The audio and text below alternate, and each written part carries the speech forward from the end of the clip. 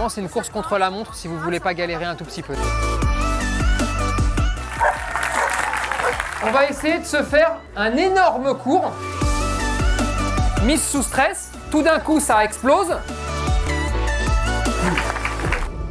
Salut les amis, on revient des Canny Days et on a croisé des centaines de personnes, on a donné des centaines de conseils, on a fait des centaines de tips et on s'est dit, est-ce qu'on leur ferait pas une petite vidéo avec plein de conseils, plein de tips à l'intérieur, parce que je suis persuadé que là sur le panel de gens qu'on a vu, il y en a plein qui vont être touchés parmi vous et qui vont pouvoir justement soit les reproduire, soit apprendre des trucs pour corriger un petit peu les petits problèmes que vous pouvez avoir du quotidien avec vos chiens. Je parle pas plus.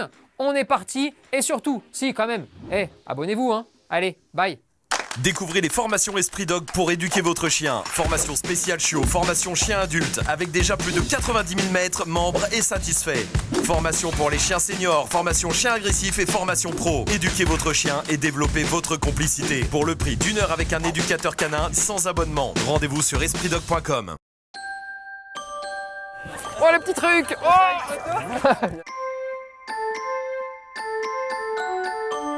Oh, t'es un petit machin encore, hein. Ah ouais, c'est petit machin ça, bah oui, je sais, ouais. Oh, je sais, toi t'es un petit machin, toi, hein. Oh, tu vas être grand, hein. C'est bien, ils sont très beaux. Ouais, c'est bien, t'as raison, mais c'est ce qui va faire de ce chien-là un chien qui est stable. Le chien, il a une vraie difficulté, c'est qu'il doit absorber l'environnement des humains, en plus du sien. C'est très dur. Et résultat, il était en pleine période d'imprégnation, il aspire tout ce qu'il est en train de voir, et il se pose la question, dangereux ou pas dangereux? Le vent, inquiétant ou pas inquiétant? Une voiture, inquiétant ou pas inquiétant? Et souvent, la plus grande difficulté, c'est les associations d'idées multiples. Moi, je vois beaucoup de chiens passer qui ont associé, par exemple, l'odeur du pot d'échappement à de l'agressivité parce qu'ils ont, par exemple, par extension, peur des gens ou ils ont un problème avec les gens.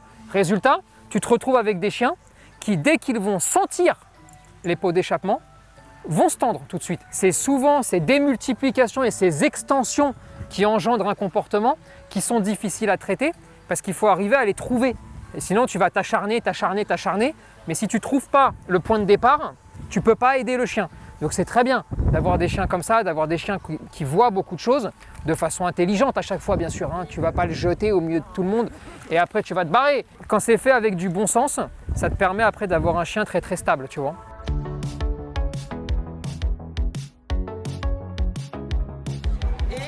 Justement sur les mordiers, parce que j'ai vu que tu avais fait une vidéo là où c'est un malinois où justement il a trop de jouets, il est un peu à court de jouets. Et nous c'est vrai qu'elle a beaucoup d'oreilles de cochon, petits trucs à mordier, est-ce que c'est pareil?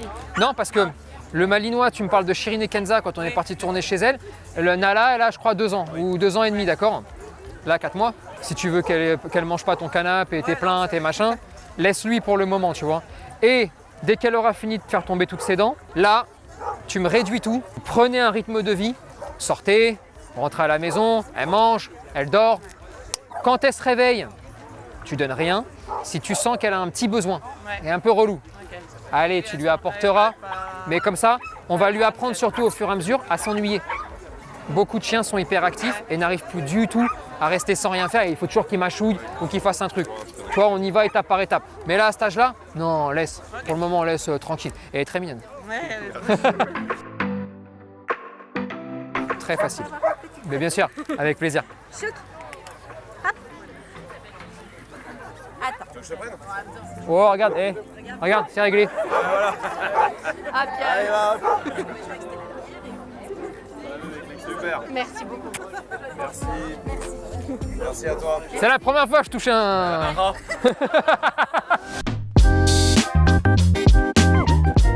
Propreté, elle va avoir 5 mois. En fait, on l'a toujours laissée dans la cuisine et l'entrée quand on n'était pas là. Vous déconnez.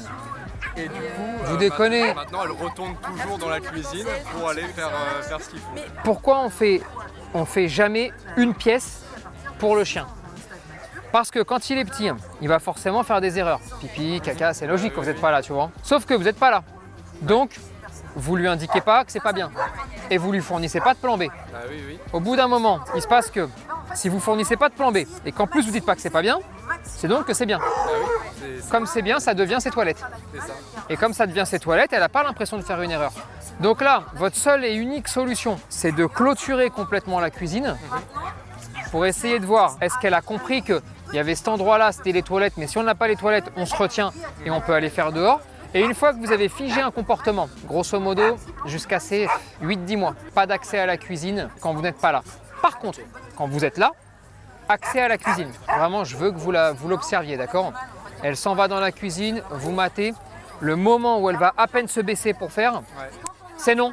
Tu prends, tu l'amènes dehors. Tant qu'elle n'a pas fini dehors, tu remontes pas chez toi. Okay. Attention, c'est l'alerte quand même un peu pour vous parce que quand c'est tout chiot, 2 mois, en 10 minutes, le pipi il est fait. Quand ça a 1 an, vous pouvez attendre 10 heures. Donc, chopez-la bien faut le faire maintenant, au tout départ où elle commence pour pas qu'elle fasse tout et qu'après tu te retrouves en bas à devoir attendre le prochain pipi. Hein? Et c'est maintenant, et là vraiment c'est une course contre la montre si vous voulez pas galérer un tout petit peu, d'accord? Mais facile, hein? Aucun souci, hein?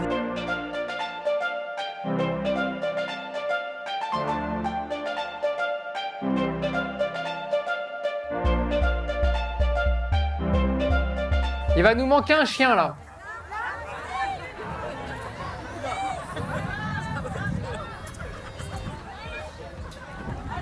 Attendez!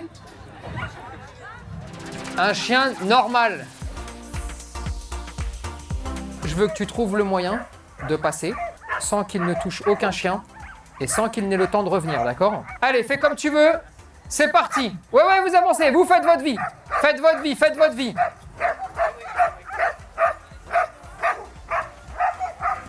Tu t'es fait piéger, t'es au milieu de tout le monde.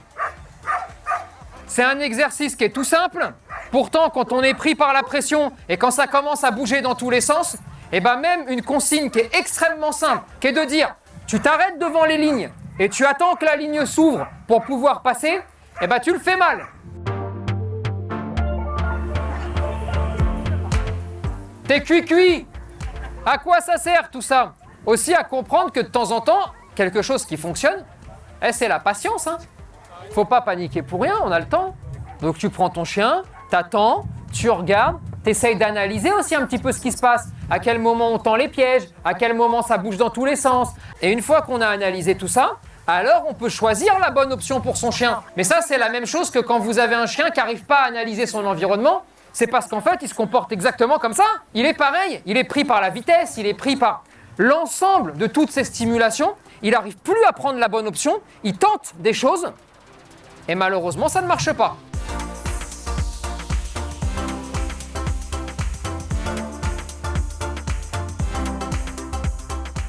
On refait exactement le même exercice, sauf qu'au moment où ils entendront pas bouger, plus personne ne doit bouger.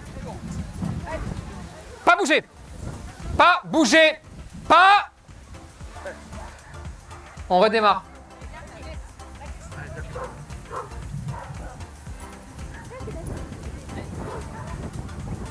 Top. Là, elle pense plus. Elle a fait tout le premier aller sous stress, d'accord? Avec le pas bouger, elle oublie. Moi, j'ai gueulé volontairement pour la mettre sous stress. Qu'est-ce qui s'est passé? Elle me fait très bien l'aller. Elle réfléchit, elle regarde, elle se dit « Ok, c'est le bon moment ». Sauf qu'après, elle me fait un demi-tour. Et alors là, elle part alors qu'il y a tous les chiens. Elle réfléchit plus, elle comprend plus rien à ce qui s'est passé. Mise sous stress, tout d'un coup, ça explose. Terminé, on n'a plus rien. Là, à partir de ce moment-là, il va falloir la remettre dans le bon sens, l'accompagner pour qu'elle puisse reprendre le fil de l'histoire et recommencer à prendre les bonnes options. Et pas bouger.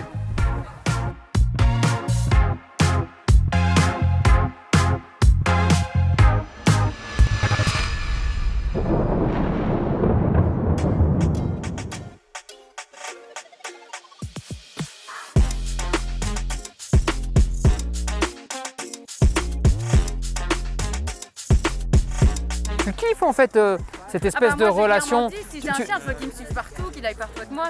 Sauf que là, c'est un chouille trop. Oui, c'est ce qu'on m'a toujours dit. Ouais, Seigneur Tony, je vais vous juger.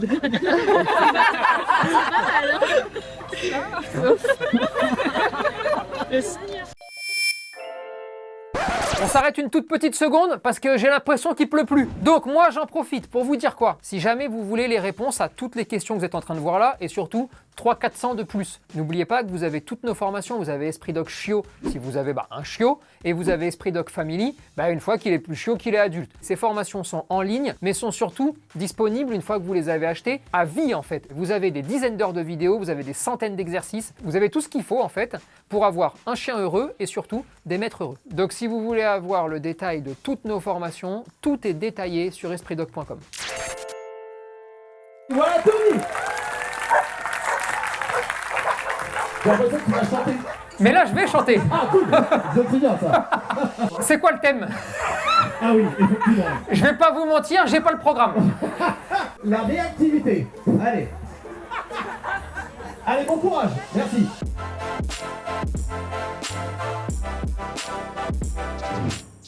Ce qu'il faut réussir à comprendre, c'est à chaque fois pourquoi un chien est réactif et pourquoi il y a de plus en plus de chiens réactifs au sens qui nous dérange. La plupart des cas de réactivité des chiens ne dérangent pas le chien au niveau comportemental, dérangent l'humain et le monde dans lequel il vit au niveau comportemental. Et ça, c'est une vraie différence. Très souvent, vous recevez des conseils qui sont dangereux. Pas sortir le chiot avant 3 mois et demi, parce qu'il n'a pas tous les vaccins. Plus vous allez retirer au chien sa capacité à découvrir la vie, et plus vous allez vous retrouver très vite avec des chiens qui sont quasiment des adultes, alors qu'ils sont encore à nos yeux des chiots, et qui n'ont rien vu. Et bien imaginez si vous, de 0 à 20 ans, vous n'avez rien vu, rien connu, rien su. Eh bien vous vous retrouveriez, par exemple, dans le même cas de figure que moi, quand je me suis retrouvé en face de serpent.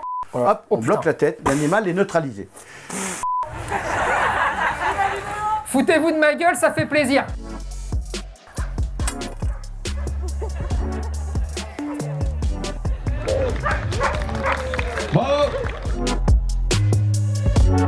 Vous avez un chien qui a des problèmes et vous avez aussi une allergie à la muselière. Mais la muselière, c'est ce qui permet de ne pas faire des trous dans le chien d'en face qui n'a rien demandé. Et c'est pas pour la vie. Tu sais, c'est comme quand tu te casses le bras, tu gardes pas le plâtre jusqu'à la fin de ta vie. Bon, bah là, c'est la même chose. On met la muselière pour sécuriser les gens. Si on veut pouvoir vivre tous ensemble correctement, il n'y a pas le choix.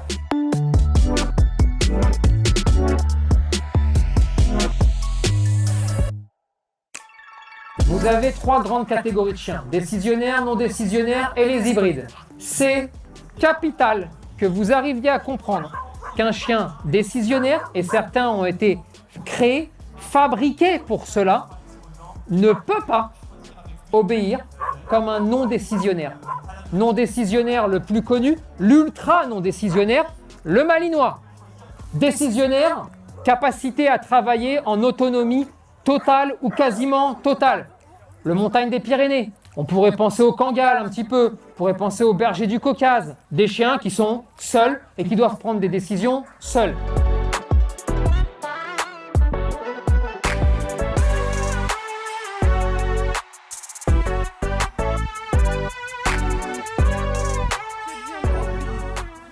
Vous avez quand même noté le petit côté Rottweiler d'essayer de manger le gobelet. Les chiens sont beaucoup plus performants que nous dans l'observation. Observer, c'est leur façon de vivre et c'est aussi leur façon de base de rester en vie. Si vous observez comme des gens perchés à regarder le catalogue et à vous dire « Attends, page 8, on m'a dit que quand le chien il mettait la queue comme ça, c'est que ça voulait dire ça. » Eh bien, travaillez pas déjà et vous serez jamais bon et vous n'y arriverez jamais parce que vous avez perdu vos instincts à vous, vos trucs à vous, votre passion. Quand vous avez un chien en face de vous, moi, mon seul objectif, c'est de le dépasser. Et c'est de dire, je veux savoir qui tu es, je dois savoir qui tu es, et tu vas devoir, à un moment donné, me raconter ton histoire. Si tu ne me la racontes pas, tu vas mourir de toute façon. Donc, tu dois me laisser rentrer dans ta tête. Mais pour me laisser venir, il va falloir que je sois instinctif pour que tout ce que je lui propose soit comme lui le veut et comme lui pense. Et après, évidemment, la technique, la connaissance, tout ça va rentrer en ligne de compte. Écoutez-vous. Les bonnes réponses, la plupart du temps, vous les avez et c'est nous qui foutons la merde à vous raconter tout et n'importe quoi. À chaque coin d'arbre, tu as un éducateur qui va dire quelque chose de différent de l'autre. je pense que vous avez à chaque fois 90% de toutes les bonnes réponses, mais que vous ne vous écoutez même plus vous-même parce qu'on a mis à la poubelle quelque chose, ça s'appelle l'instinct. Et l'instinct, c'est là où ton chien comprend ce que tu lui demandes. Quand il n'y a pas d'instinct, il capte rien. Parce que le chien, les animaux, fonctionnent comme ça beaucoup plus fortement que nous. Si vous vous écoutez, si vous commencez à raisonner en vous disant « Attends, j'ai entendu ça, mais ça me semble con quand même ». Et si vous vous laissez un petit peu aller, vous aurez 90% des bonnes réponses.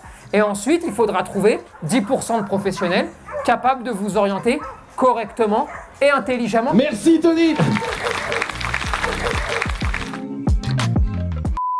Je réapparais une petite seconde juste pour vous dire, si vous voulez rater aucun événement, on s'abonne. Et en s'abonnant, à chaque fois, vous allez recevoir la petite notif, la petite alerte qui va vous dire « Hop, attention, on est à Marseille, on est à Lyon, on est à Bordeaux, on est dans le Larzac. » Enfin, le Larzac, pas sûr. Vous avez compris? On s'abonne, on like. Nous, ça nous aide énormément. Ça fait super plaisir. Allez, je vous laisse continuer à regarder.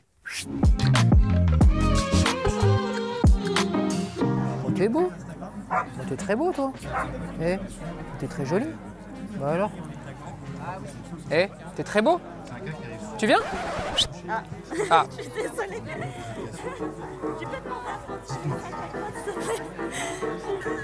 Je vous propose de nous décaler.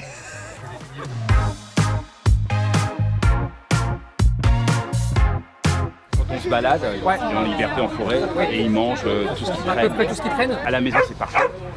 Mais en dehors, s'il est en liberté, il y a un bout de viande qui traîne, il va le prendre. Sur certains chiens, la balade ne suffit pas. Il a besoin d'une stimulation, d'une activité. Tu pars faire du vélo avec lui, il mange pas une merde. Il trace, je fais beaucoup de vélo avec lui. Pourquoi? Parce que tu fais quelque chose.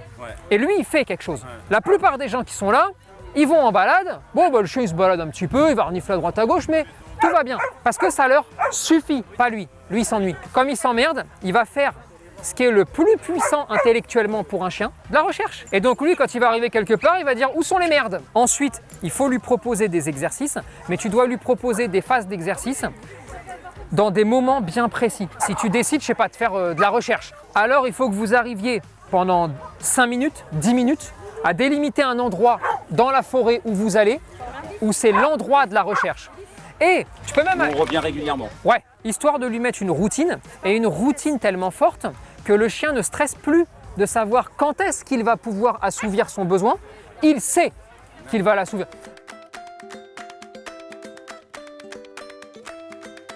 Déjà, je voudrais te féliciter pour tout ce que tu fais. Merci. Parce que j'ai enfin rencontré quelqu'un qui a 100% dans ce que je pense. Que je viens de la SCC, j'ai fait... Oh quelle horreur! Oh quelle horreur! Il vient de la SCC! Barrez-vous! Un ancien de la SCC! Non. J'ai essayé de changer. Si je te mets là, je mets des chiens là, je te demande de le détacher, il revient? Oui, à un moment donné, il va revenir. Mais en tout cas, il revient toujours vers moi quand je le détache et à un moment donné, il revient. Mais avant la pluie? Mais non, il part pas toute la... C'est pas vrai. Non. Ah non, je serais trop malheureuse, je serais en stress. Non. Vraiment, dans les 5 minutes, je reviens. Sérieux. Mais 5 minutes, c'est long! Ouais, je sais, ça fait Mais peur. 5 minutes, c'est super long! Quand on vous dit 5 minutes, après il revient. C'est pas compliqué. Si son objectif, c'est lui, d'accord? À ton chien. Tous vos chiens font pareil. Ils y vont, toi tu rappelles, ça marche pas. Dès que c'est bon, j'ai pris le contact, il est tout de suite moins intéressant. J'ai ce que je veux. Alors à partir de ce moment-là, je vais revenir chez toi. Et toi tu te dis, c'est pas mal comme rappel. Il a mis que 2 minutes, 3 minutes, 5 minutes. C'est dégueulasse comme rappel. Parce qu'il a d'abord fait ce qu'il voulait. Tu vois le truc? Mais ça se bosse.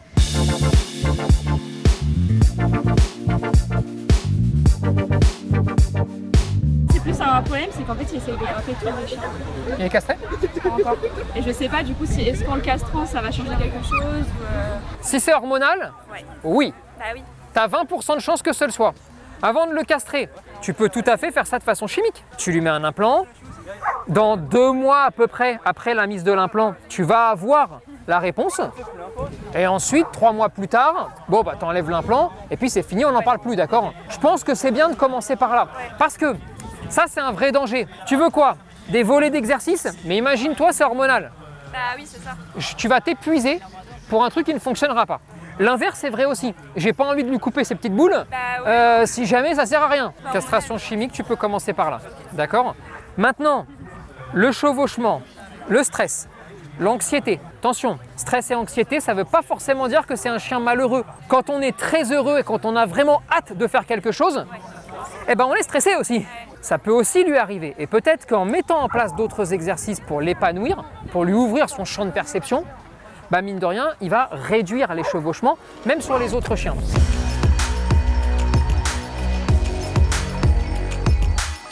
Je vais t'envoyer sur mon assistant inscription, qui est Majid à la casquette bleue là-bas, qui fume des clubs, qui prend le rien. Donc tu peux aller le voir et lui dire ah, s'il te plaît. Dès que tu veux taffer, tu sais, tu me fais vibrer. Regarde ça, il est au bar. Mais c'est juste là parce que. Tu veux un aligo ou pas? Ça, tu veux qu'on t'amène un truc? Tu veux un cash? Tu veux un petit cash? Non mais tu dis hein. Tu veux te gratter quelques petits jeux? Tu la merde.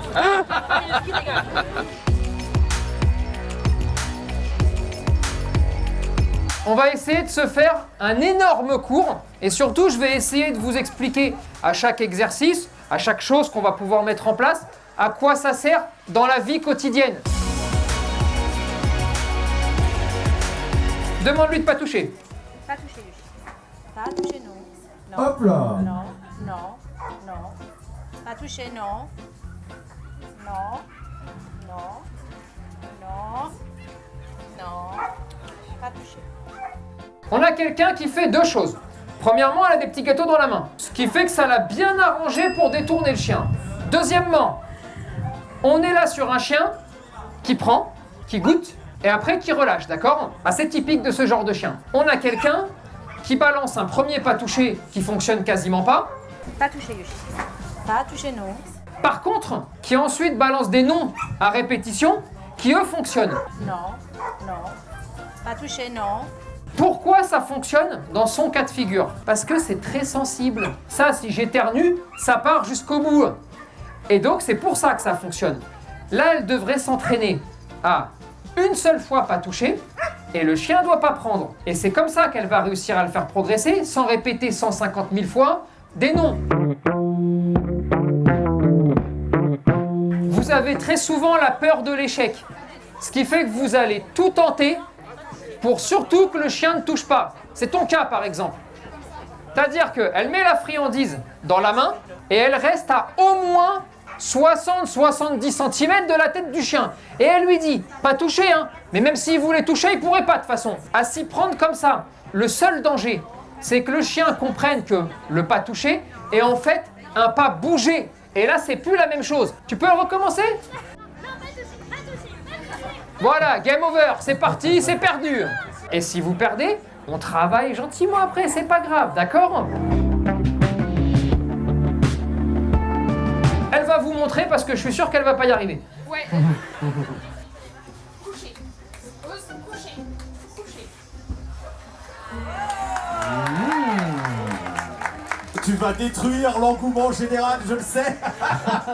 C'est une tricheuse. C'est une sale tricheuse. Mauvaise personne. Ouh. Qu'est-ce qui s'est passé? Elle va dire coucher, coucher, ça va pas marcher jusque-là. Qu'est-ce qu'elle va faire, la petite maline? Elle va se servir de sa main gauche. Et avec sa main gauche, elle va claquer et elle va lui indiquer. Et c'est à partir de ce moment-là, oui ma petite dame, tu crois que je l'ai pas vu ou quoi? Et à partir de ce moment-là, le chien va détourner la tête de la main qu'a la friandise pour partir sur l'autre main. Et donc, elle va suivre l'autre main. Voilà ces petites choses. C'est bien. Tricheuse.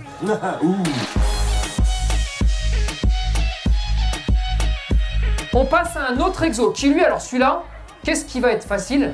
Vous savez ce qu'on va faire? Vous allez tous regarder au ciel.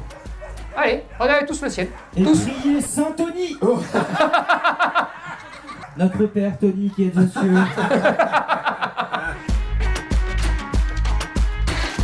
Demandez à tous les chiens qui sont couchés de s'asseoir et à tous les chiens qui sont assis de se coucher, s'il vous plaît, sans les regarder. En regardant le ciel.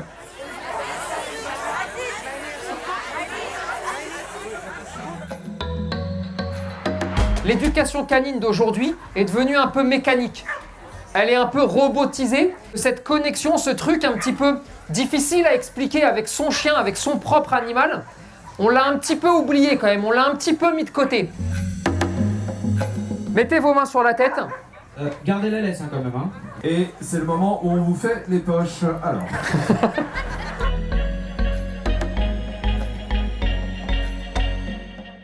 Bravo à vous tous d'être venus avec votre chien ici. Parce que là, énormément de gens se seraient dit « Oh, dans cette galère-là, trop de chiens, trop de gens, jamais de la vie j'y vais ». Mais non, parce qu'en venant, eh bien vos chiens progressent, apprennent sur des situations qui sont quand même très particulières. Ça n'arrive pas tous les jours qu'il y ait autant de chiens, autant de monde. Eh bien, ce que vous avez fait aujourd'hui, sans peut-être même vous en rendre compte, eh bien a fait franchir au moins 4 paliers à tous les chiens qui sont là. Et ça, c'est vraiment bien. En tout cas, on s'est régalé. On vous remercie du fond du cœur. Ouais. Et puis, on va se revoir pour de nouvelles aventures aussi. Bien hein. sûr. Suivez-nous sur les réseaux sociaux, les amis. Merci les canides.